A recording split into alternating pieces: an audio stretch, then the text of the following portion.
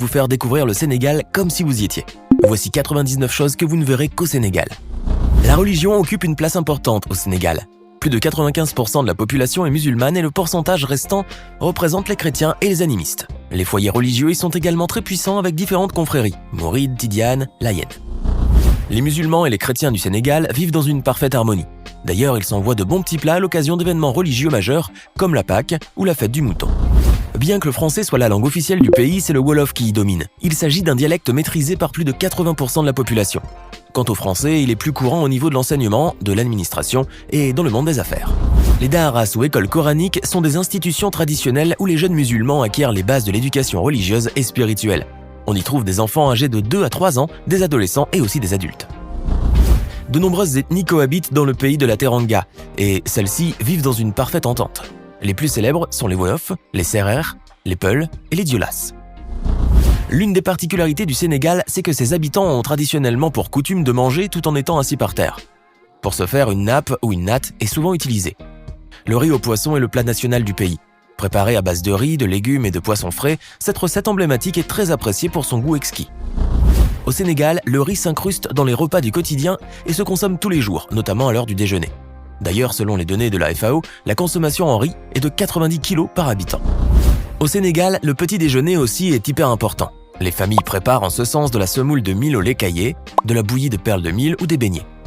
En version salée, vous avez le droit à plusieurs types de sandwichs, pain au thon, spaghettis, lentilles, etc. Sans oublier l'infusion de kinkeliba ou encore le fameux café Touba, qui est typiquement sénégalais.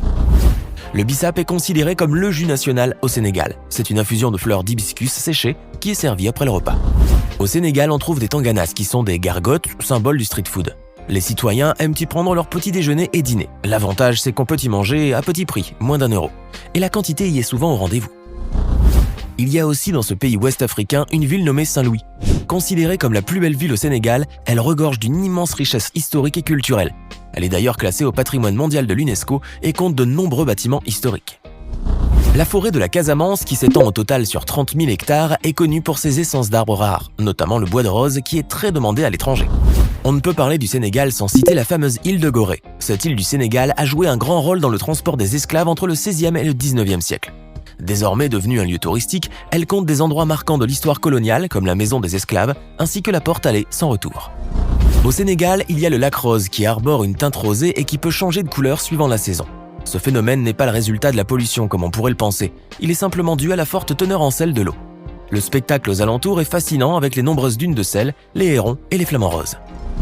On trouve aussi au Sénégal le phare des Mamelles qui se trouve à environ 4 km de la pointe des Almadies à Dakar. C'est l'un des phares les plus puissants d'Afrique. Pour les adeptes de la vie nocturne de Dakar, il y a les Almadies. On y trouve de nombreuses boîtes de nuit, d'immenses centres commerciaux ainsi que des hôtels de luxe. Une ambiance qui, selon certains, contraste clairement avec le reste du Sénégal. À Rufisque, à 30 km de Dakar, se trouve Diamniadio, une ville futuriste conçue pour atténuer l'encombrement résidentiel et commercial dans la capitale sénégalaise.